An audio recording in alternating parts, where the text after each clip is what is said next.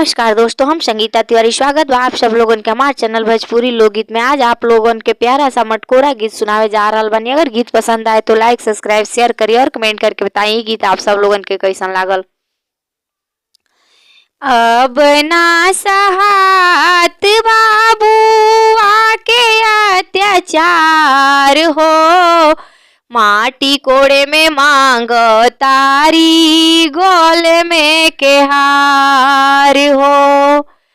अब ना सहात बाबू आके अत्याचार हो, माटी कोड़े में मांग तारी गोले में के हार हो।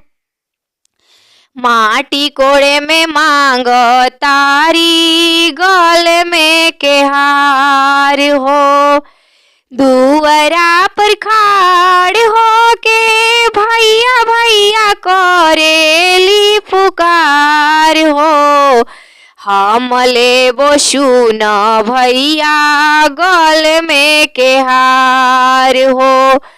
हम लेबो सुन भैया गले में के हार हो।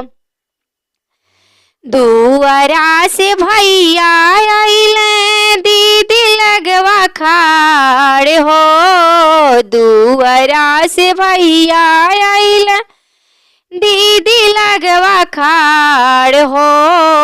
बड़ी महंगाई दीदी कैसे ले बुहार हो, बड़ी महंगाई दीदी कैसे ले बुहार हो। अब ना सहात बाबू आके अत्याचार हो, माटी कोड़े में मांग तारी गोले में के हार हो। अब ना सहात बा दीदी के अत्याचार हो, माटी कोड़े में मांग तारी गोले में के हार हो।